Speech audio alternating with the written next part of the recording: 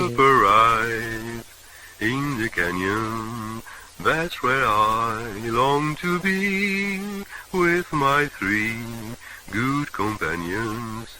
Just my rifle, pony and me. Microciné, bonjour ou bonsoir, ça va dépendre de l'heure à laquelle vous allez découvrir cette nouvelle émission. Alors aujourd'hui, c'est une émission un peu spéciale. Nous allons parler non pas forcément seulement de films, mais de la manière dont les films se fabriquent.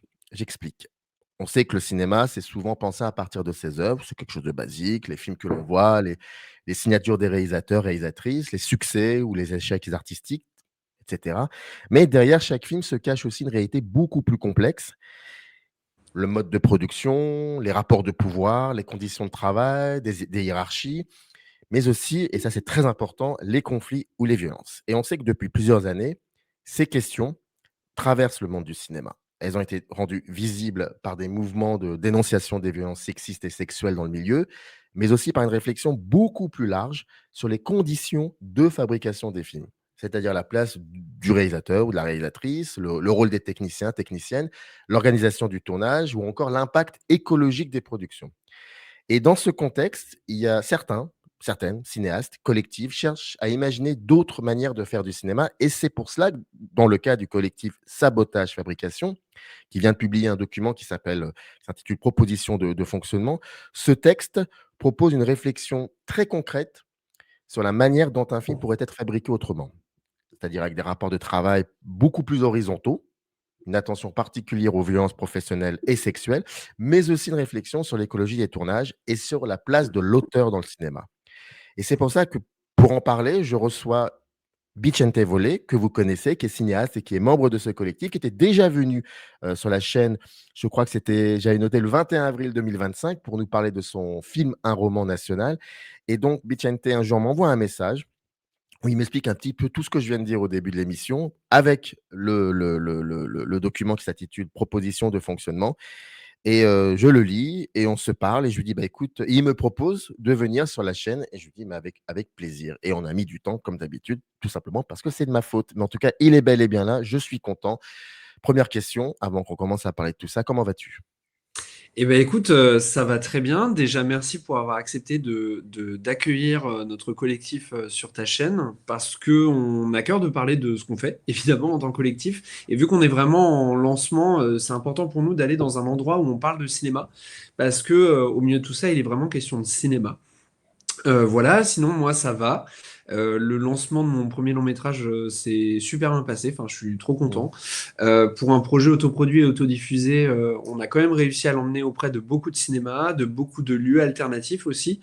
Donc on a réuni plus de 2000 personnes quand même, ce qui pour un film voilà, autoproduit est vraiment trop bien. Et voilà, donc ça va super. Bon, dans le document que tu m'as envoyé, tu me disais que c'est un document qui est né de plusieurs années de Ouais. discussions, d'entretiens. Il y a 2 questions. À Oui. quel moment vous vous êtes dit: «C'est bon, il faut qu'on formalise tout ça»? Mm, Et puis deuxièmement, il y a une idée de réinventer les pratiques mm, cinématographiques mm. et je me demande, est-ce que vous avez le sentiment que les structures actuelles du cinéma français sont peut-être devenues structurellement incapables d'évoluer? Ok, question très intéressante. Alors, pour refaire un cours historique du collectif, initialement, c'était une association sabotage qui s'appelait Sabotage Production. De base, on voulait faire de la production et de la diffusion, notamment. Donc, on avait commencé comme ça en 2022. Et en fait, très vite, donc avec le coprésident de l'association Pablo, qui est réalisateur également, on s'est dit que des associations de production, de diffusion, en fait, il y en avait plein. Et nous, c'était pas vraiment ce qui nous intéressait. Ce qui nous intéressait, c'était de créer une sorte d'espace de discussion où des professionnels du cinéma pourraient venir et interagir avec nous pour chercher des méthodes pour réinventer les pratiques cinématographiques. Et donc, ça a pris du temps, mine de rien. Ça a quand même pris près de 4 ans, en fait, pour qu'on arrive à un document clair, précis, concis, comme ce document de Mmh. proposition de fonctionnement, mais on a réussi.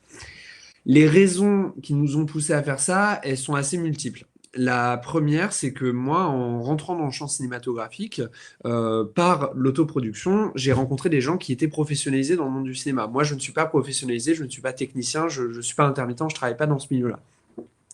Mais en fait, j'ai complètement halluciné de tout un tas d'anecdotes que j'entendais, soit sur les questions de violences sexistes et sexuelles, comme c'était le cas pour absolument toutes les femmes avec qui j'ai pu parler, soit pour des questions tout simplement d'organisation professionnelle, de ratage complet, d'exploitation, etc. Et je parle autant pour la sphère de la production indépendante et de l'autoproduction, en fait, bénévole, qui en fait est énorme. Il y a énormément de films qui se font bénévolement et en fait, c'est un lieu de formation pour les futurs cinéastes, ces endroits-là.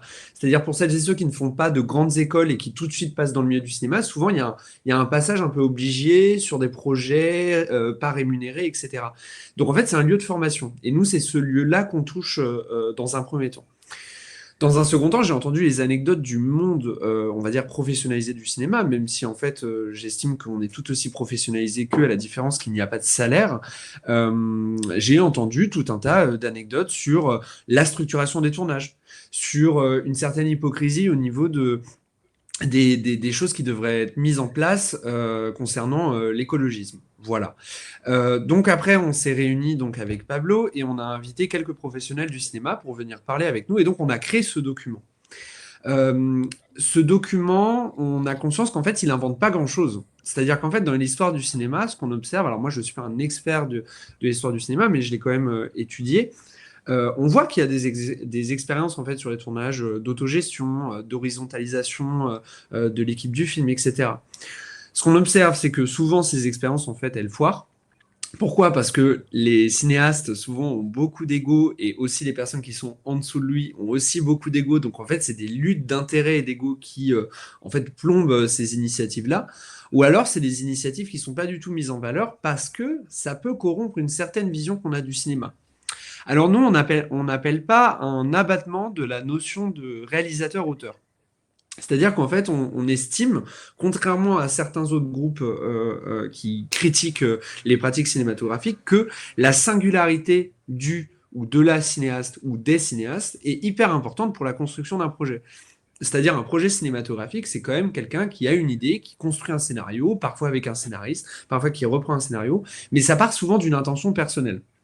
Ça, on ne le contredit pas et on pense que c'est assez important.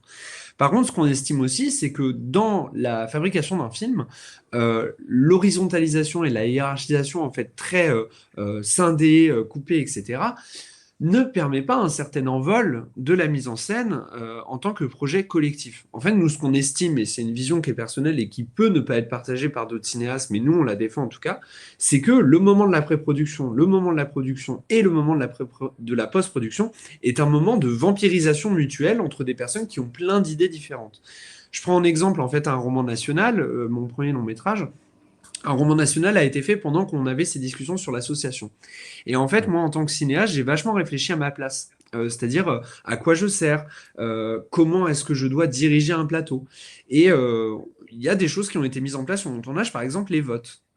Quand il y avait une décision qui, en fait, on ne savait pas quoi faire, et ben, on mettait en place un vote. Et il y a eu une fois où moi, j'avais une idée concernant un choix au niveau du casting, et tout le monde a voté contre moi. Et finalement, c'était très bien de voter contre mon idée parce que, en fait, elle était juste mauvaise. Et on se rend compte à ce moment-là que les gens qui sont autour de soi et qui soutiennent un projet, qui soutiennent la vision du projet, en fait, ont une super vision du projet et il faut les écouter, en fait. Et c'est ça que j'entends souvent, moi. C'est qu'en fait, on s'écoute pas beaucoup sur les plateaux. C'est-à-dire, il y a un côté très fourmilière qui fonctionne très bien pour tout un tas d'aspects techniques, mais qui, par moment, sur la création artistique, peut atrophier la possibilité de création. Voilà, donc ça, c'est un de nos points de vue. Donc, en fait, on fait tout un tas de propositions, et ça, on peut en parler également, mais on essaie d'être assez extrême en fait dans les propositions qu'on fait. C'est-à-dire qu'on estime que tant que le champ cinématographique restera sur des pratiques délétères, nous, on ne voit pas pourquoi on ferait des propositions soft. Par exemple, le milieu du cinéma est un lieu de misogynie structurée. Et en fait, quand bien même il y a des institutions qui vont demander une certaine parité sur les plateaux avec des espèces de lois qui, en fait...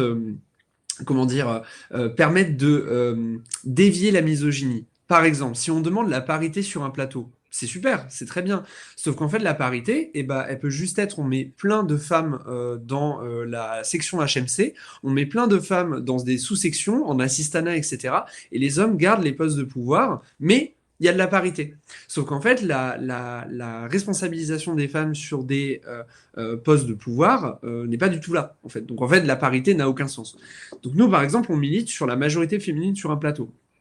Tant que le monde du cinéma restera dans un ancrage misogyne, sexiste et structuré de cette façon, nous, on estime qu'il faut demander une majorité féminine et qu'il faut faire de la discrimination en fait à l'embauche, notamment sur les projets qu'on fait nous dans l'autoproduction. Alors, petite précision, le document qu'on propose pour l'instant n'est valable que pour les autoproductions. C'est-à-dire que, évidemment, on sait que sur les productions, il y a tout un tas d'aspects légaux qui ne peuvent pas être oubliés et il y a des choses qui ne peuvent pas fonctionner. Par exemple, je parle de la régie végane. Nous, on dit, en fait, la consommation de viande, ça pollue énormément, ça coûte très cher, en fait, et c'est un mode alimentaire qui n'est pas forcément en fait très intéressant en tant que tel. On peut s'ouvrir à d'autres perspectives. Sur un tournage autoproduit et bénévole, ça peut fonctionner. On est 6 jours dans une baraque, on peut manger vegan pendant 6 jours, il n'y a pas de problème. Sur un tournage professionnel, c'est beaucoup plus compliqué de faire manger des gens qui n'ont pas du tout ce régime-là pendant 3 semaines. Ça, on l'entend aussi totalement. Et on discutait de ça avec une super régisseuse Oignon et Révolution qui fait des tournages professionnels et qui fait de la nourriture végane. Et en fait, ce qu'on se rend compte, c'est qu'au début, les gens sont assez réticents de manger vegan. Et en fait, dès qu'ils mangent, bah, ils adorent. Parce qu'en fait, c'est super bon. Ça fonctionne super bien. Et en fait, ça n'est pas un problème. Et il y a tout un tas de petits trucs réactionnaires comme ça qui sont en nous, dans le milieu du cinéma, qu'on essaye de déconstruire. Puis après, on pose des questions plus artistiques. Par exemple, une des questions qu'on pose, c'est à l'aube où on va devoir être dans une façon de concevoir le film, où il va falloir moins consommer, utiliser moins de matériel polluant, moins gaspiller aussi, parce que le tournage d'un film, c'est du gaspillage, théoriquement. On se dit, bah, en fait, pourquoi est-ce que... C'est terrible, hein, mais en fait, on va arriver dans un monde de ressources limitées. Est-ce qu'il va falloir adapter les scénarios qu'on écrit à cette réalité matérielle-là? Par exemple, est-ce qu'on va pouvoir continuer à faire des films où James Bond passe de la Chine pour aller au Japon, pour aller au Mexique, pour aller en France? Est-ce que ça va être possible en fait de faire prendre tous ces avions aux équipes, etc., faire tourner un espèce de système qui est en fait extrêmement nuisible écologiquement? Mais tenace aussi. Oui, bien Tenace, sûr. tenace parce que existant depuis, Mhm. depuis très très longtemps. C'est ça. Et alors, concernant les institutions, je reviens à ta question. Nous, on pense que de toute façon, le champ cinématographique est constitué pour que ce genre de pratique n'advienne pas. C'est-à-dire que, étant ancré dans une logique capitaliste, de toute façon, il va se réapproprier les luttes de notre temps, donc la lutte contre les violences sexistes et sexuelles, mais de toute façon, il ne va pas chercher vraiment à les régler. Je prends pour exemple le fait que aujourd'hui il y a des choses qui sont mises en place par des institutions, des associations pour essayer de réduire les violences sur les plateaux et de les prendre en charge, surtout les prendre en charge. Euh, Nous, on estime que tant qu'il y aura des pressions économiques sur les équipes, et on le voit encore, je ne vais pas citer de nom, mais je suis bien l'actualité cinématographique française notamment, tant qu'il peut y avoir de la pression sur les équipes à travers les salaires, tant qu'il peut y avoir de la pression sur les équipes au niveau de leur carrière, en leur disant, bah en fait, là, si tu parles, on peut réduire ta carrière à néant, et bah ça continuera. Cette espèce de cercle vicieux continuera. Donc en fait, on a beau, comment dire, condamner ces violences-là, si on ne touche pas directement à la manière dont les tournages sont pensés, à la manière dont les productions conditionnent les tournages, ça ne pourra pas changer en fait. Voilà, donc moi je suis assez négatif en fait sur les institutions, mais je pense en même temps, et c'est là en fait où sabotage peut avoir une utilité, c'est que des changements adviendront dans les micro-pratiques et dans les prochaines générations. Et en fait, j'entends autour de moi que de toute façon, les esprits changent, même sur des personnes, entre guillemets, plus âgées, qui découvrent un peu ces nouvelles luttes-là et qui se disent, bah, effectivement, c'est quand même du bon sens d'aller dans ce sens-là. Euh, Le document de sabotage, il est libre de droit, c'est-à-dire tout le monde peut se l'approprier. Si des productions veulent le reprendre et reprendre par exemple, on parle des drives, parce qu'il y a beaucoup de drives qui sont utilisés sur les tournages. Ça peut paraître bête, mais en fait, ça consomme énormément. Nous, on propose des drives alternatifs, par exemple. Si des productions veulent reprendre les propositions qu'on fait, elles peuvent, et elles peuvent carrément même diffuser le document. Et en fait, le document tourne déjà. Et par exemple, là, on va faire une association avec une collaboration avec une société de production qui va défendre en fait le document. Alors, en gardant ce qui l'intéresse et en enlevant ce qui l'intéresse pas, nous, c'est pas notre problème. Mais au moins, il y a une espèce de de structuration et d'engagement concret pour vraiment tenter de faire mieux, en fait. C'est juste tenter de faire mieux, mais tenter de faire mieux sans hypocrisie. Je pense que c'est ça qui est important pour nous. Voilà. Où est-ce qu'on peut avoir accès à ce document? Eh ben, il est sur Internet. Le site, c'est sabotagefabrication.blog. Voilà. Donc le site pour l'instant, il est assez vide. Il y a ce document-là. On travaille aussi sur un protocole de prise en charge des VHSS. Alors, c'est un document qui prend beaucoup de temps à faire. Pourquoi? Parce que ça demande beaucoup de recherche, en fait, notamment pour voir ce qui fonctionne pas. Et, et évidemment, c'est hyper difficile de faire un document comme ça. Mais nous, on tente de voir aussi, les impensés de ces documents-là. Par exemple, la particularité du monde du cinéma, c'est que chaque tournage est différent. Par exemple, il peut y avoir un tournage à Paris, et donc le soir, les gens rentrent chez eux. Ou alors, il peut y avoir un tournage en Normandie, mais là, les gens vont dormir dans le même hôtel.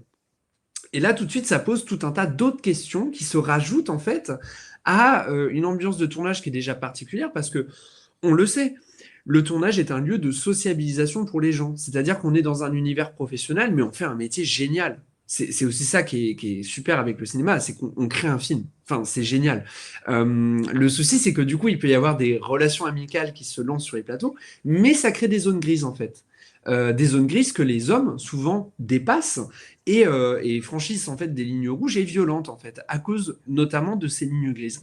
Donc nous, en fait, notre protocole VHSS, bon, il n'est pas encore sorti. Tout ce que je peux en dire, c'est que c'est un protocole qui va devoir être particularisé en fonction de chaque tournage, qui va être lu par toute l'équipe dès la pré-production, signé, en disant, bah, au moins vous avez lu la structuration du tournage, vous savez qu'est-ce qui va se passer s'il se passe en fait quelque chose. Et nous, en fait, on milite. Alors là, c'est il nous faut des juristes pour parler du milieu du cinéma dit professionnel. Mais en tout cas, nous, pour les projets bénévoles, de toute façon, on ne peut pas faire autre chose qu'exclure en fait quelqu'un si on apprend qu'il y a eu des violences sur un plateau. En fait, le tournage ne peut pas être un lieu non plus d'introspection, de recherche, de justice restauratrice, etc. C'est trop rapide. Un tournage, c'est sur un temps extrêmement court. Donc, en fait, pour sécuriser les équipes, on est obligé. Et nous, on part du principe qu'en fait, les faux témoignages sont extrêmement rares. Ils sont extrêmement rares. Donc, de toute façon, on croira toujours les victimes. Mais ça peut paraître du bon sens, mais en fait, ça ne l'est pas du tout aujourd'hui dans le monde du cinéma. On entend encore des cas que je trouve complètement hallucinant. Voilà. Donc ce document-là sera disponible bientôt et on fait une réactualisation des documents tous les 3 mois. En fait, tous les 3 mois, donc là, on a une prochaine réunion dans 2 semaines et on va inviter des comédiens, comédiennes et directrices de casting et directeurs de casting.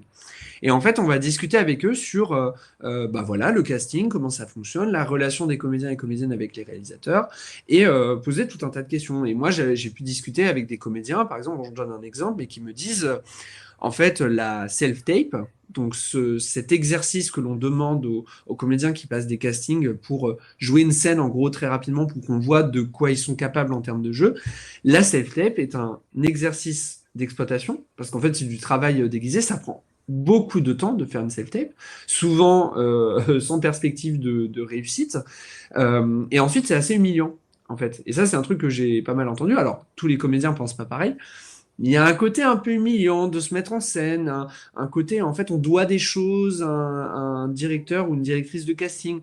Il y a un côté très désagréable, en fait, où on vend son corps d'une certaine façon. Et donc, nous, c'est les questions qu'on va poser. Sauf que nous, en fait, on n'a pas de réponse préétablie. Elles vont venir des personnes que l'on va interrogé. Et on sait pareil qu'au niveau des castings, par exemple, il y a tout un tas de pratiques qui sont remises en cause. En premier lieu, à cause du fait que, grâce à MeToo, on a mis en lumière le fait que le harcèlement sexuel commençait dès le casting. Des personnes sont castées juste pour les harceler ensuite sur un plateau. Enfin, c'est quand même assez incroyable. Voilà. Écoute, tu sais quoi, je vais m'amuser peut-être une ou deux fois pendant Mm. l'émission à endosser le rôle du contradicteur, Bien sûr. mais contradicteur un peu borné. Euh, Vas-y, c'est vas-y. fa- c'est facile d'être un contradicteur borné, tu sais, hein, ça réfléchit pas beaucoup. Mais par exemple, quand tu parles de... Après, celles et ceux qui pensent que ce que je vais dire, je le pense réellement, ils sont vraiment à côté de la plaque, donc je préfère justifier, dire non, ne vous inquiétez Mm, pas, je ne le pense pas. Mais on entend des choses ici et là. La parité. mm, Il y en a qui vont te dire, moi ça me rappelle le rapport à Sarkozy, la discrimination mm, positive, tout ça. Donc vous allez mettre de côté le talent et vous voulez plutôt être mm, sur la parité. mm. T'as vu? Et Contradicteur borné. bien sûr, alors moi, ce débat-là, tu vois, je l'ai eu à la fac en cours de production. Et dans mon souvenir, c'était le moment où le CNC mettait en place les questions sur la parité. Alors moi, je me souviens pas comment ça fonctionne exactement, comment ça fonctionnait en tout cas le CNC à ce moment-là. Mais en tout cas, à cette époque-là, ils demandaient la parité sur les tournages et ça faisait des bonus au niveau de la production. Enfin, je sais plus si c'était sur les déclarations ou quoi. Bref. Et effectivement, c'était le premier argument qui était donné, c'était sur la question du talent. Mais en fait, cette question-là, elle est assez incroyable parce que de toute façon, des talents féminins, il y en a plein. Il y a plein de femmes en fait qui aimeraient bosser à des postes, notamment. Je te Tu dis, es le obligé de classique. justifier de ça, alors que c'est quelque Non mais chose. tu vois, chef opérateur, chef Oui. opérateur, chef opératrice. Mm. Moi, je trouve ça indécent, tu vois, les personnes qui disent ça parce que en fait.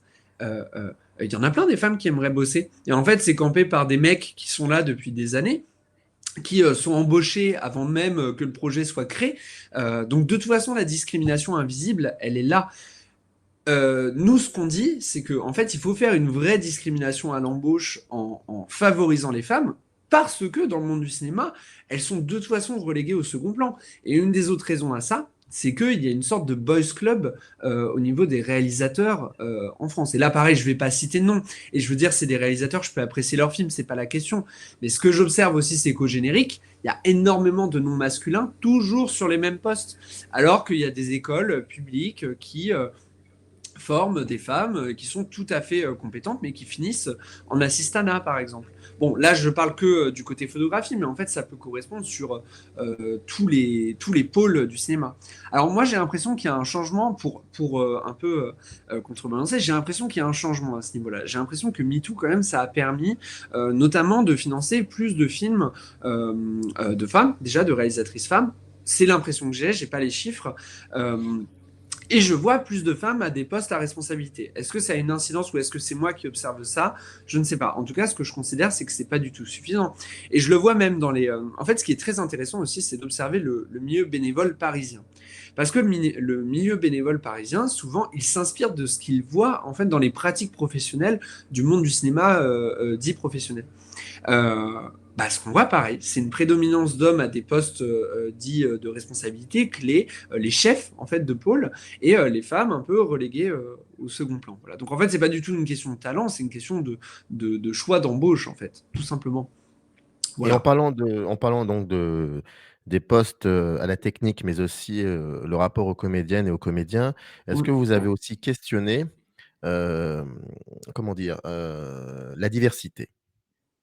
Oui, La alors ça diversité. c'est une question. Ça, c'est une question qu'on va aborder. Maintenant, moi, je suis toujours très prudent quand il y a quelque chose que je ne maîtrise pas. Là, je vais te faire Mhm. une réponse un peu lâche, mais en fait, je préfère ne rien dire parce que je ne suis pas compétent. C'est que ça va venir dans un second temps et on prévoit d'en parler dans ces propositions de fonctionnement. Mais avant cela, il faut qu'on se renseigne sur la réalité concrète dans le milieu. Parce qu'en fait, ce qu'on voit effectivement, c'est que la sociologie des personnes qui bossent dans le cinéma, ce sont des personnes qui sont globalement favorisés. Alors, je ne dis pas qu'ils viennent de la haute bourgeoisie, hein, c'est pas la question, mais voilà, il y a eu l'argent pour aller dans une école privée, il y a eu tout simplement l'encouragement des parents pour suivre une voie artistique. Ça, c'est pas rien. Je veux dire, moi, si j'avais jamais eu la validation de mes parents pour devenir réalisateur, parce qu'ils auraient pu avoir peur, hein, c'est des voies qui sont compliquées, je n'aurais jamais pu le faire. Euh, Donc effectivement, quand on est dans une classe sociale qui est beaucoup plus paupérisée, c'est beaucoup plus compliqué d'accéder à ces métiers-là. Mais avant de travailler cette question, on va devoir faire un gros travail de recherche et ça va venir dans un second temps. D'abord, on a besoin de remplir un peu plus ce document sur tous les aspects du tournage, notamment pour l'instant, celui qui est le plus vide dans ce document-là, c'est la post-production. Ça nous pose beaucoup de problèmes, la post-production, c'est assez particulier. Voilà, mais on a besoin de parler aux personnes intéressées pour s'en occuper. Mais oui, oui, bien sûr, c'est sur notre liste. J'imagine. Par rapport à l'organisation du collectif du tournage, encore une deuxième question très provocatrice. Ouais, Dans le modèle que vous proposez, oui. est-ce qu'il y aurait certaines décisions qui finalement vont rester non négociables pour préserver l'efficacité du tournage? Et bah, en fait, là, j'ai envie de dire, c'est en fonction de l'appréciation de chacun et chacune, que ce soit au niveau des productions et des réalisateuristes. Le fait que Sabotage Fabrication, ça a été créé par deux mecs, c'est assez important parce qu'en fait, on s'est. Vous respectez pas la parité là pour le coup. Exactement, et totalement. En fait, exactement, ça pose cette question-là. C'est-à-dire, pourquoi il y a deux mecs, d'un coup, qui vont venir donner des leçons au champ cinématographique? Et en fait, une des réponses qu'on n'avait pas réussi à formuler, mais qui était déjà effective dans les idées qu'on avait, c'était qu'en fait, on s'enlève du pouvoir, nous, en tant qu'hommes. Et c'est pas dans une logique hypocrite. Je veux dire, nous, on lutte toujours contre comment dire, les actions de façade. C'est-à-dire dire oui, moi je suis un réalisateur engagé, etc. Je pense à mes équipes, etc. Enfin, toujours des discours un peu creux hein, qu'on peut entendre même je parle dans le champ cinématographique dominant, notamment, moi ça me fait bien rire, toute cette comédie autour de la lutte contre les VHSS, alors qu'on soutient des personnes qui sont des agresseurs notoires, qui ont des pratiques professionnelles délétères, etc. Je trouve ça assez hypocrite. Maintenant, nous, la question qu'on se pose, c'est la question de notre pouvoir. En fait, nous, on part du principe qu'au-delà des violences masculines, il y a une question de domination et de pouvoir sur les plateaux.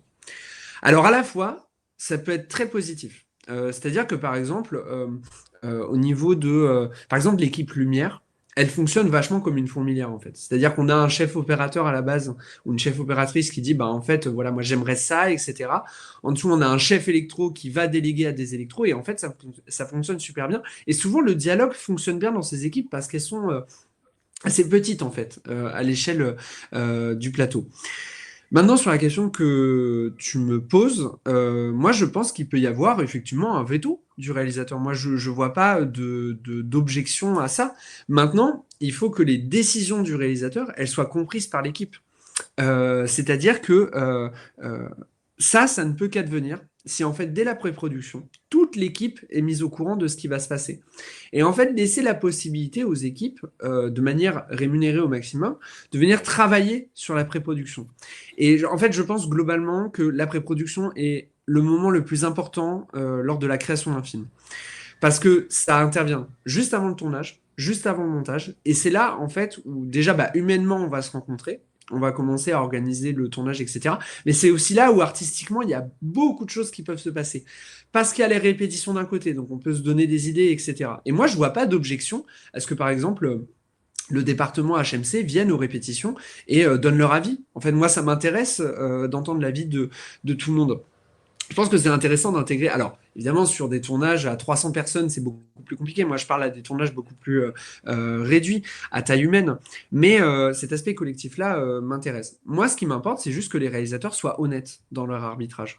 C'est-à-dire qu'ils disent, bah, en fait, on peut mettre en place des votes. Tout comme il y a des moments où je pourrais vous dire, bah là, je suis sûr de moi, donc j'aimerais qu'on aille dans cette direction-là. Et aussi que les réalisateurs et réalisatrices fassent un travail sur eux-mêmes. C'est-à-dire de se dire, en fait, peut-être que moi, dans mes décisions, dans ma façon de construire le plateau, dans ma façon de diriger un comédien, peut-être que en fait, je me gourre complètement. C'est possible.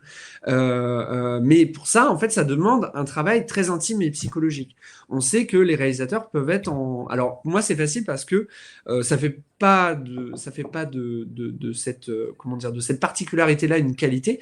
Mais moi, je doute assez peu sur un plateau, typiquement parce qu'en fait, je m'entoure de personnes qui soit me confirment, soit infirment ce que je fais. Mais du coup, je sais très vite si ce qu'on est en train de faire est bien ou pas.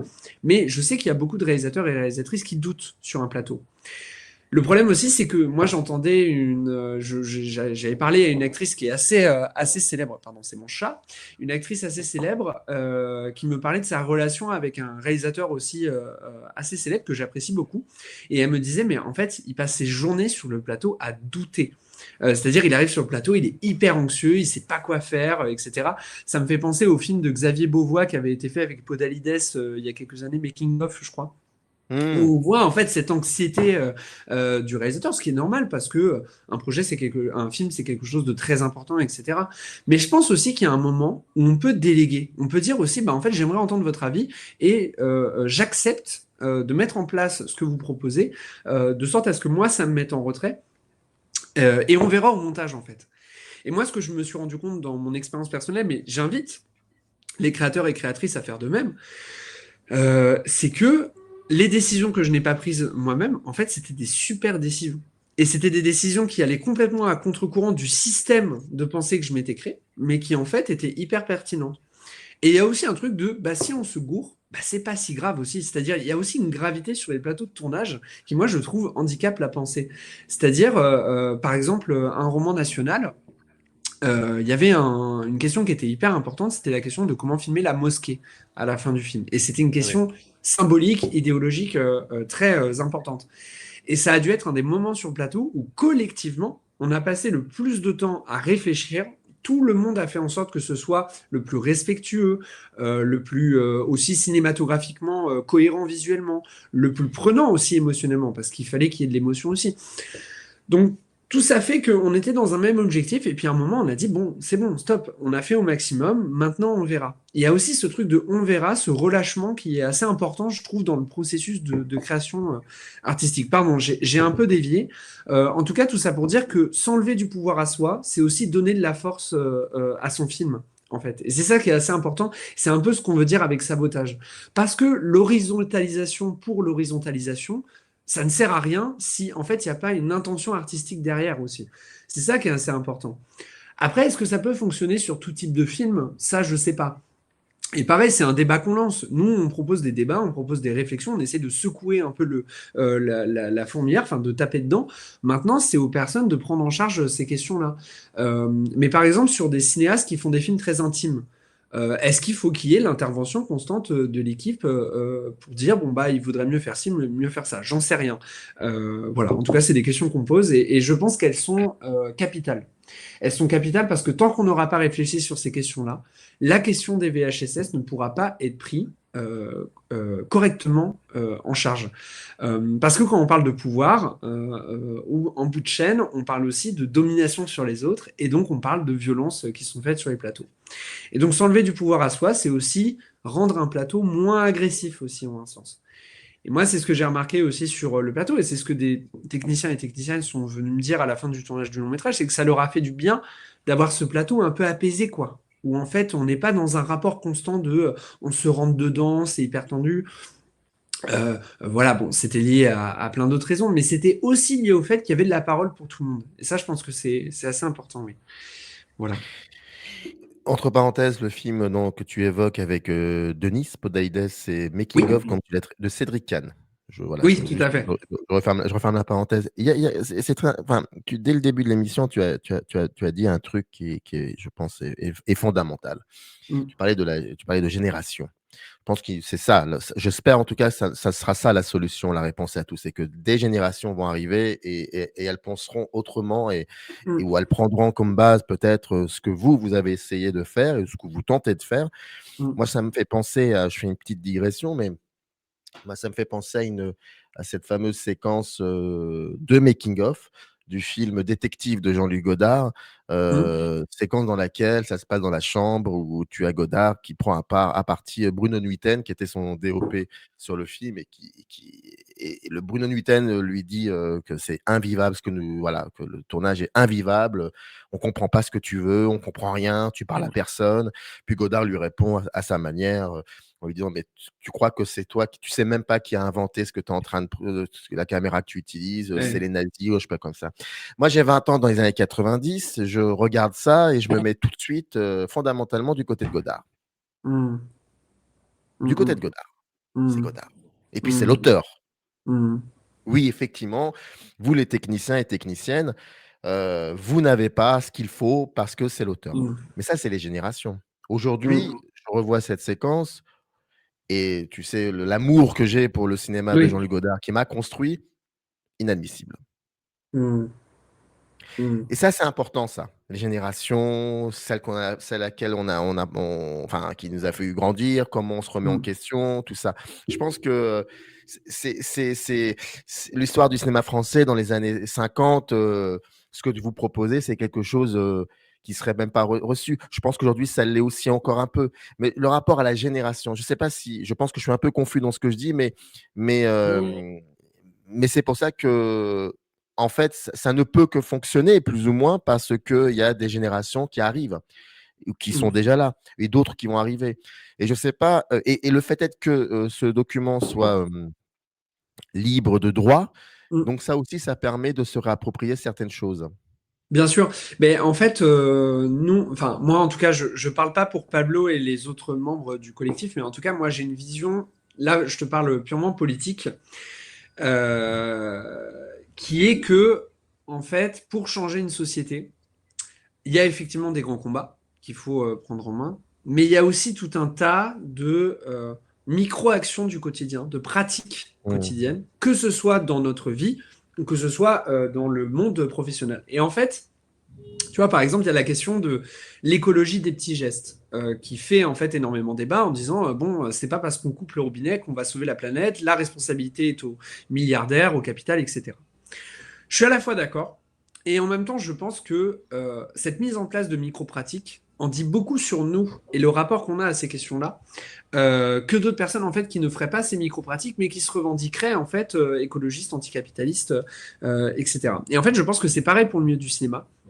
C'est-à-dire les grands changements dans ce milieu professionnel adviendront notamment grâce à des micro-changements sur les plateaux, des nouvelles façons d'interagir, des nouvelles façons de respecter les autres. Parce que le but, c'est de créer le moins de blessures possible. Je pense que c'est assez, comment dire, que ça a été clair depuis le départ de l'interview, mais l'objectif final, c'est qu'on soit dans un monde professionnel. Donc, c'est-à-dire, on arrive dans un lieu de travail et on vit des choses qui sont vécues dans d'autres lieux de travail. Il se passe beaucoup de choses sur les plateaux de cinéma qui ne se passent pas dans d'autres lieux de travail. C'est lié au fait que, effectivement, c'est un travail particulier, mais ça doit rester un travail. Et en même temps, c'est une aventure humaine qu'il faut cajoler parce qu'elle nous apprend beaucoup sur nous-mêmes, elle nous apprend beaucoup sur la façon qu'on peut faire, dont on peut faire collectif, et ça nous apprend beaucoup aussi sur l'art, en fait, tout simplement. L'art est un lieu d'émancipation extrêmement important, en fait. Et s'il n'est pas débarrassé de toutes ces dynamiques délétères, ça ne pourra jamais fonctionner. Donc en fait, je pense que un document comme celui-ci, il va pas changer les choses du jour au lendemain. Et je veux dire, si on est tout seul là-dedans, et on n'est clairement pas tout seul, hein, il y a d'autres associations qui mettent en place ces réflexions-là, et des productions aussi. Il y a des productions, des gens qui ont du fric, qui pensent à certaines des questions qu'on propose. Donc il y a des choses qui bougent, et on pense que la diffusion de ce document peut permettre effectivement de changer certaines pratiques et notamment au départ, comme je le disais, à la base du monde bénévole, de l'autoproduction, etc., qui est extrêmement important. Moi, je pense que c'est un lieu de formation complet. Et, euh, et je dis ça parce que, par exemple, sur le tournage de mon film, donc, qui était bénévole, il y avait des personnes, c'était leur premier tournage. Et en fait, si il y a une personne qui arrive, comme moi, quand je suis arrivé à Paris, en fait, qui est jeune et qui arrive sur un plateau et c'est son premier tournage, ce qu'il va voir des pratiques qui sont en place sur un plateau, bah, c'est des choses qui vont rester, c'est des choses aussi qu'il va normaliser. Moi, j'ai eu beaucoup de débats sur le plateau de mon film avec des techniciens qui, par exemple, moi, je leur disais que j'étais pas du tout dans un truc de verticalité totale et j'allais pas leur donner des ordres. Par exemple, j'allais leur poser plus de questions que d'ordres, en fait. Et au départ, ils me disaient, ah, moi, ça me plaît pas, j'ai besoin qu'on me donne des ordres et tout. C'était trop bizarre déjà comme façon de me dire les choses. Ça m'a vachement marqué. Et en fait, finalement, on se rend compte que bah déjà, moi, je leur donnais pas d'ordre, je faisais comme je fais en tant que réalisateur, c'est-à-dire je pose des questions, je dis, bon, bah, qu'est-ce que t'en penses? Toi, personnellement, qu'est-ce que tu aurais fait, etc. Et bah finalement, on rentre tout de suite en interaction. Et en fait, ce qu'on voit aussi, c'est que ces pratiques-là, elles sont assez mythologiques. C'est-à-dire, c'est des choses qui ont été mises en place aussi à un moment où le cinéma était une industrie. Bon, là, on revient sur l'histoire du cinéma, mais à l'époque où c'était un rythme industriel, je comprends que ces pratiques-là aient été mises en place. Mais par exemple, la notion d'auteur et la notion d'auteur-réalisateur, ça a été une construction dans l'histoire du cinéma qui n'est pas du tout fixe, figée. Au départ, pardon, les auteurs, c'était les scénaristes. Ensuite, c'est devenu les producteurs. Ensuite, ça a été les réalisateurs et c'est resté. Moi, ce que j'estime aussi, c'est qu'il y a une non-mise en valeur du travail des autres. Effectivement, le réalisateur, c'est celui qui est tout en haut, artistiquement. Mais je pense aussi qu'il y a une hypocrisie derrière ça. Par exemple, je pense aux monteurs et monteuses. Moi, j'avais lu un bouquin, je ne sais plus à quelle édition c'était. Pardon, c'est voilà, L'art du montage des impressions nouvelles, et c'est un recueil d'entretiens avec réalisateurs et monteurs-monteuses, ou réalisatrices et monteurs-monteuses. Et en fait, ce qu'on se rend compte, c'est que la beauté des films, en fait, réside aussi dans les choix de montage, des choix de montage et des directions de montage qui ne sont pas du tout liés au réalisateur. Et donc, il y a une espèce de tension. On a envie d'analyser le travail du cinéaste parce qu'il va structurer le projet. Et en même temps, parfois, on en oublie le travail des personnes qui sont autour de lui. Nous aussi, on aimerait à terme que, en fait, lors d'une campagne de promotion d'un film, en fait, on n'invite pas que les têtes de casting et le réalisateur et les réalisatrices. On invite aussi d'autres gens, par exemple le monteur ou la monteuse. Ça peut être extrêmement intéressant dans une campagne de promotion d'entendre ces gens-là. Et pas du tout dans un truc pareil de mise à égalité hypocrite, dans des questions purement artistiques. C'est-à-dire poser des questions de mise en scène, poser des questions, oui, techniques, artistiques, les choses qui comptent vraiment. Parce que c'est ça qui fait grandir le champ cinématographique actuellement. Voilà. Donc oui, effectivement, je pense que c'est quelque chose de générationnel. Ça prendra du temps. Mais il y a aussi une question qui demeure et dont on ne peut pas faire impasse, c'est la question des structures. C'est-à-dire si les sociétés de production structurellement ne décident pas de changer complètement leur manière de pratiquer la mise en production d'un film, eh bien ça ne pourra jamais changer. Voilà. Et là, je n'ai pas de réponse directe. Nous, on a un truc de, entre guillemets, entre grandes guillemets, colonisation des esprits avec des idées assez radicales, en tout cas le plus radical qu'on peut mettre dans la tête des gens. Et après, ce sera au champ cinématographique de prendre sa part, très clairement. Par rapport à l'écologie de la fabrication des films, Oui, vous proposez par exemple de ne jamais, de jamais acheter de matériel oui, neuf, oui. de privilégier le recyclage, la location. Et Mm. là encore, on se pose la question par rapport, mais ça c'est une question que ça fait 42 minutes qu'on discute et très souvent tu reviens à ce que je vais te dire, à savoir, mais est-ce que ça peut s'appliquer pour des productions de grande ampleur? Mais il y a Alors, quand même ouais. cette envie de dire, pourquoi ne pas réfléchir à ça? Et bah là, pour le coup, sur cette question-là, moi je vais te dire oui, ça peut largement être fait sur les tournages de grande ampleur, et encore plus eux, parce que eux ont les moyens, et ils ont largement les moyens, notamment à Paris, mais en France, on a quand même un réseau grâce à Le Bon Coin, qui est un site, moi je trouve exceptionnel, et les réseaux écologiques et solidaires, on a tout un tas de ressourceries, de magasins qui permettent de fabriquer des choses déjà à bas coût, et ensuite de manière beaucoup plus écologique et responsable. Maintenant, là, il y a deux questions. Il y a la question artistique. Dès l'écriture du scénario, il faut voir s'il y a des choses immenses à fabriquer. Tu sais, il y avait une époque où on faisait des décors immenses qui, à la fin, ne servent plus à rien. Déjà, est-ce qu'on continue de faire ça? Alors, ça se fait un peu moins, j'ai le sentiment, mais c'est des questions qu'on peut poser. Et ça peut largement être fait. Je veux dire, il y a tout un tas de choses qui sont achetées sur un plateau. Et il n'y a pas que les décors et les objets, il y a aussi le matériel. Le monde du cinéma est le lieu d'une course technologique depuis le départ des années 2000 avec le numérique. C'est-à-dire chaque année, on dépasse des paliers en fait sur la résolution d'une caméra, sur les performances d'une caméra, etc. Moi, je n'ai jamais compris ce truc-là. Alors c'est un truc d'inventeur, c'est-à-dire c'est génial, effectivement, on peut faire des expérimentations avec les caméras.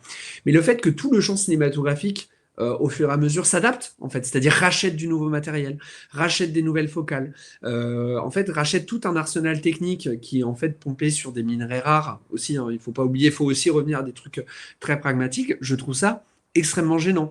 Déjà parce que en fait, avec la 4K, je trouve qu'on avait atteint un seuil où en fait c'était bon quoi. Et en fait, qu'est-ce que ça raconte artistiquement de faire ce dépassement technologique chaque année? Qu'est-ce que ça raconte? À quoi ça sert? Vers quoi on va en fait? Et là, je pense que c'est des questions purement artistiques, mais qui justement témoignent du fait que ce que certaines productions cherchent, c'est d'être à la pointe de la technologie, parce qu'il faut être à la pointe de la technologie. Mais à quoi ça sert, fondamentalement? Et donc, chaque année, il y a tout un tas de choses qui sont inventées, mais qui polluent en fait énormément. Moi, je milite pour qu'on réutilise des caméras qui ont été inventées au cours des années 2010, par exemple, et qu'on fasse des films avec, et qu'on arrête d'en racheter des nouvelles, etc. Et je le vois, par exemple, au niveau des sociétés de location, dès qu'il y a la nouvelle caméra Sony qui sort, il faut absolument l'acheter tout de suite pour être mise à disposition de professionnels qui vont jeter leur ancienne caméra, par exemple. Et ça, c'est des pratiques que je trouve assez insensées. Mais concernant ces questions-là, oui, je pense que le champ cinématographique peut largement le faire. Il suffit aussi de faire preuve d'inventivité. Par exemple, la peinture sur les murs. Moi, je vais revenir à des trucs très pragmatiques, mais à l'époque du cinéma, on bricolait. C'est-à-dire, on faisait, par exemple, de la peinture sur les murs. Et Christopher Nolan l'a fait récemment. Donc, je ne vois pas pourquoi, en fait, nous, on ne pourrait pas le faire. Alors, ça coûte du fric. Il faut payer un artisan, certes. Mais au final, on revient à une sorte d'inventivité. Moi, je trouve que le fond vert, et maintenant, tu sais, il y a les écrans OLED, tu sais, des grands écrans où on met des grands décors. Mais je veux dire, c'est un peu c'est un crève-cœur de voir ça, parce qu'on revient à une forme de cinéma enfermé dans les studios, etc. Alors, ce qui à certains égards peut être beaucoup plus écologique, mais qui en même temps demande la fabrication de matériel qui est dégueulasse au niveau de la protection de l'environnement, ça pollue de ouf. Et au-delà de ça, artistiquement, c'est terrible, quoi. C'est terrible. Enfin, moi, je trouve que c'est une dystopie totale, ces technologies-là. Voilà. Je rappelle que dans le descriptif de cette vidéo, bien évidemment, vous trouverez le lien sabotagefabrication.blog. C'est bien ça, si je ne me trompe Oui, pas. tout à fait. Comme ça, C'est voilà, ça. comme ça, vous pouvez avoir accès à ce document et le penser, le réfléchir. Et je pense qu'il doit y avoir aussi la possibilité de vous contacter. Oui, bien Donc, sûr. il y aurait beaucoup de choses encore à dire. J'aimerais terminer sur une. Alors, on aurait pu parler aussi de. J'y pense. On aurait pu parler aussi du fait que vous proposez de déhiérarchiser les génériques. C'est-à-dire Oui, avec un ordre alphabétique. On pourrait parler de cela aussi. Mais je oui, voudrais bien qu'on termine sur un aspect qui est fondamental aussi, c'est-à-dire les lieux de diffusion et le public. oui. Et vous insistez beaucoup, beaucoup, beaucoup, à juste titre d'ailleurs, sur des formes de diffusion alternatives, c'est-à-dire de projeter Mm, des films dans des lieux peut-être non cinématographiques, le rapport mm, au prix libre, le rapport à Internet. Et ça pose des questions, surtout par rapport à l'économie du cinéma aujourd'hui. mm, Français, mm, on va dire français parce que nous sommes ici en France. Donc, mm. on pourrait terminer là-dessus pour le coup. Est-ce que Bien ça sûr. transformerait l'économie du cinéma? Alors, là, je vais essayer d'être le plus concis possible parce que c'est une question qui est extrêmement importante. Alors, euh, Sabotage Fabrication a été créé sous l'égide de la pensée de Pierre Bourdieu. Notamment, c'est les travaux qu'il a fait sur le monde de l'art, notamment son livre L'amour de l'art sur les musées. Et en fait, une des conclusions de Pierre Bourdieu, c'est de dire que tant qu'on vivra dans une société de classe inégalitaire, euh, on ne pourra pas faire accéder à certaines franges de la population au cinéma, dit au cinéma d'auteur, même si j'aime pas vraiment ce terme, mais je vais l'utiliser pour me faire bien comprendre. Mmh. En fait, tant qu'il y aura certaines fractions de la population qui seront exclues des circuits artistiques, de toute façon, il n'y aura pas d'accessibilité. Donc en fait, nous, on estime que emmener les films auprès de public est une pratique qui est importante, mais qui en même temps ne peut pas changer le monde. Je veux dire, c'est très compliqué en fait ces questions-là. La deuxième chose, c'est que le monde du cinéma parle très rarement de problématiques de public qui ne vont pas dans les cinémas. Et ça, je pense que c'est extrêmement important à dire parce qu'en fait, ça fait que certaines personnes ne sont pas touchées par les films qu'il y a. Je pense par exemple aux personnes racisées qui n'arrivent pas à trouver des héros qui leur ressemblent en fait, tout simplement. C'est des questions qui sont très bêtes, mais forcément après, on s'étonne que il y a certaines, Ah non, encore une fois, elles ne sont pas bêtes et elles sont posées pas depuis 2 ans, depuis, en connaissance de cause, depuis les années 80. Donc oui, bien sûr. elles sont pas bêtes. Mais donc voilà, donc nous, en fait, on a un constat qui est assez négatif sur ces questions-là. Maintenant, ça ne veut pas dire que le cinéma doit rester enfermé dans les lieux qu'il côtoie Mmh. habituellement. Et donc, nous, on pense qu'il faut emmener donc ce qu'on dit dans la charte, en gros, c'est que quand on fait un film sur un certain sujet, alors évidemment, cette charte s'oriente pour des tournages de films sur des sujets un peu, voilà, frontaux, politiques, avec des questions qui concernent nos sociétés. Pas forcément d'ailleurs, ça peut être des questions beaucoup plus intimistes, etc. Mais même l'intimisme revêt d'une certaine vision politique qui est importante à mettre en lumière. Donc de toute façon, on sait que ce sera des cinéastes qui réfléchissent à des questions qui bouillonnent nos sociétés actuellement.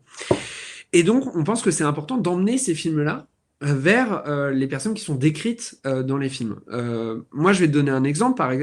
Pour un roman national, une des stratégies, donc c'est un film sur la montée de l'extrême droite en France. Mmh. Et moi, un de mes intérêts, c'était d'emmener ce film-là auprès de publics très cinéphiles, mais qui justement, parfois, soit ne s'intéressent pas à des questions politiques, soit ne voient pas de films sur ces questions-là, parce qu'en fait, au cinéma, ne sortent jamais des films sur ces questions-là. Et donc moi, mon but, c'était un peu de politiser ce champ-là. Et en fait, ça a marché, ça a complètement marché. Ça a tellement marché que j'ai vu qu'à des séances, des gens n'étaient pas du tout au courant qu'il existait du terrorisme d'extrême droite. Et donc, en fait, pour moi, là, j'ai réussi mon coup parce que le côté informationnel du film a fonctionné. Je pense aussi, on pense aussi, du coup, au niveau du collectif, qu'il faut investir des lieux alternatifs, créer des moments de projection un peu hors du temps, et pas organiser les éternelles projections débats. Alors moi, c'est un mot qui, moi, me pose beaucoup de questions, parce qu'en fait, souvent, c'est pas du débat, ce sont des séances de questions-réponses. Et moi, ce que j'aime à faire, ce qu'on aime à faire, parce que Pablo fait pareil en tant que réalisateur, c'est justement de parler au public. C'est-à-dire leur donner la parole, mais qu'on soit dans un véritable échange. Donc déjà, je dirais ciné-discussion, dans un premier temps. Et ensuite, arriver à contrecarrer l'espèce de mouvement de fond du cinéma qui fait que les séances sont super chères. Et en fait, moi, voilà, je vais te dire un truc très perso, mais là, en ce moment, je suis au chômage, donc je ne Mmh. travaille pas en ce moment, et je n'ai pas l'argent d'aller au cinéma, en fait, tout simplement. Voilà. En tant que cinéphile, passionné, qui est dans une classe sociale où ça va, je veux dire, je suis pas du tout au fond du trou Mmh. économiquement, mais par contre, chaque mois, je n'ai pas les moyens d'aller au cinéma. Et ça ne fait que me confirmer qu'il y a quand même un énorme problème. Et je suis pas du tout le seul dans ce cas-là. Je suis à Paris, il y a énormément de solutions. En vrai, si je voulais y aller, je pourrais y aller. Mais c'est quand même compliqué économiquement de favoriser le fait d'aller en salle. Donc nous, on milite aussi pour des séances gratuites. Maintenant, il y a quelque chose qui m'inquiète beaucoup au niveau du champ cinématographique, c'est que Bolloré compte racheter UGC. Alors, je ne sais pas où ça en est, ces questions-là, mais ce que j'observe aussi, c'est que les grands distributeurs de cinéma, UGC, Pathé, CGR, deviennent de plus en plus chers. On a des programmations qui sont assez excluantes, en fait. On va dans certaines villes, en fait, il n'y a absolument pas de films qui sont distribués. Donc, il y a aussi plein de choses à mettre en place au niveau du champ cinématographique actuel, et le CNC doit prendre sa part sur ces questions-là, et aussi les acteurs de l'industrie sur la question de la diffusion du film. C'est pas normal qu'à Paris, on soit les seuls où il y ait absolument tous les films, et qu'il y ait plein d'autres villes de France où il y ait une sélection parce que les salles ne peuvent pas diffuser tous les films qui sortent. En fait, c'est pas possible, et parce qu'en fait, il manque des subventions. Donc voilà, nous, on milite aussi pour emmener les films dans des endroits où il n'y a pas de cinéma, en fait, au maximum, et provoquer, en fait, des discussions. Voilà, là, j'étais dans le sud pour présenter un roman national.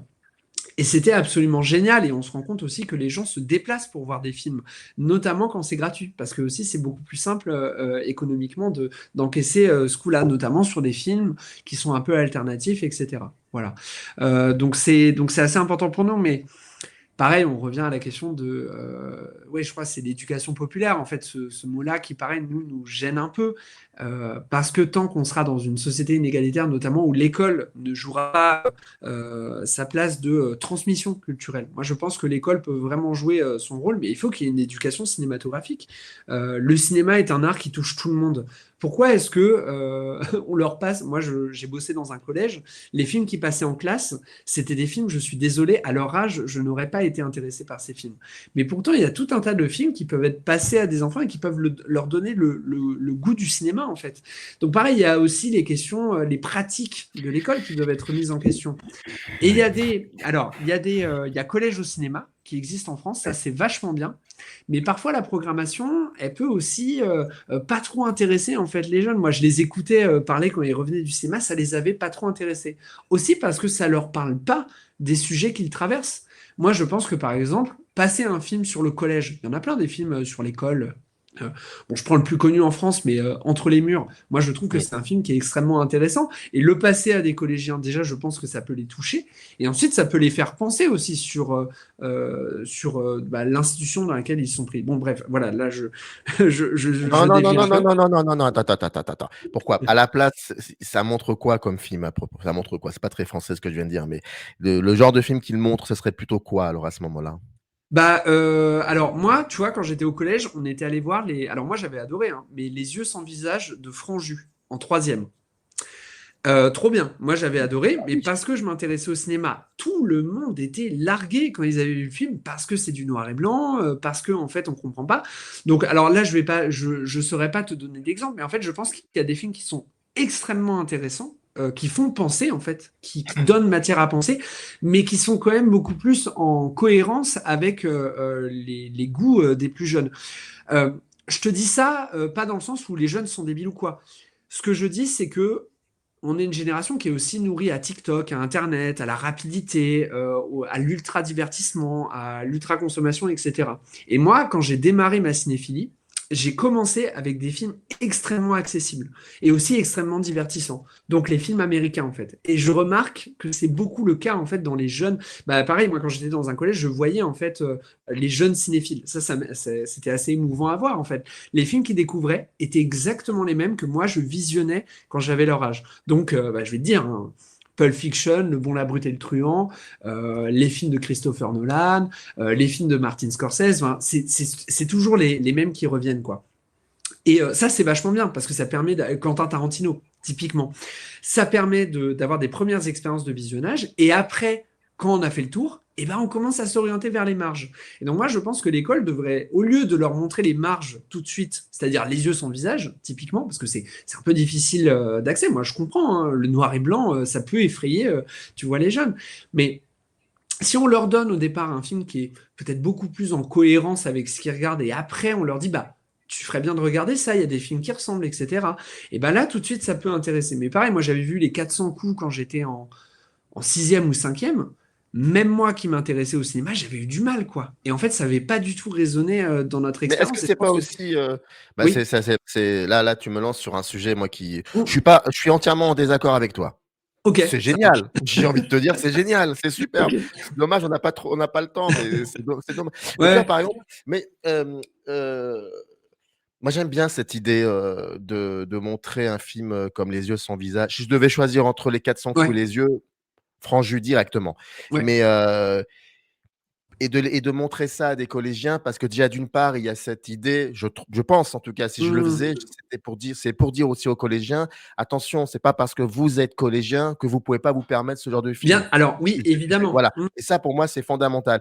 Et puis peut-être Mm. il y a aussi autre chose, mais alors je ne veux absolument pas incriminer qui que ce Mm. soit à ce moment-là qui présente, mais il y a aussi comment je vais le présenter le film? Comment je vais accompagner le Bien film? sûr. Bien sûr. Quels mots je vais utiliser pour Totalement, ouais. ces collégiens? Comment je vais accompagner? Et ça peut être Mmh. et ça c'est un travail, c'est un métier Mmh. et Mmh mh. le côté noir et blanc et tout ça, on peut faire une blague là-dessus et puis passer à autre chose. Mais Les yeux Ouais. sans visage est tellement horrifique, c'est quand même un film Mmh. impressionnamment moderne et qui dit Mmh. aussi beaucoup de choses d'aujourd'hui, surtout aujourd'hui, et puis le rapport à la Mmh. France, dans le film dans le Mmh. voilà et je sais pas, il y a aussi cette idée de comment l'accompagner.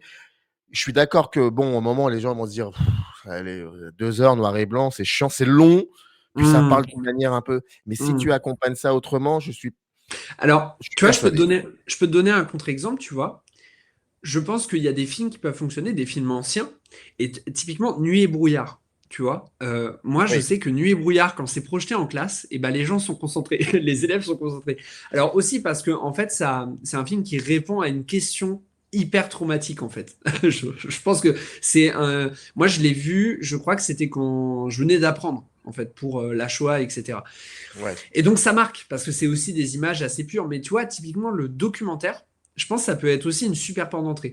Alors je veux juste préciser au niveau de ma pensée, Oui. je dis pas du tout que les enfants sont débiles, que aussi Non, non, ils ne peuvent non, pas non, c'est pas comprendre. ce que je disais, hein. Je C'est dis juste que En fait, il y a vraiment des réflexions à avoir sur ce qu'on leur montre. Et moi, typiquement, quand j'étais au collège, je me souviens, j'avais vu Gladiator. Alors, je parle beaucoup de mon expérience personnelle, mais aussi parce que j'ai bossé dans l'éducation nationale, donc je mets en lien, en fait, ce que je vois. Et vu que j'étais dans un collège où il y avait des élèves très différents qui venaient dans des lieux où la culture, c'est normal, enfin, je veux dire, elle est transmise dès les 6 mois, quoi.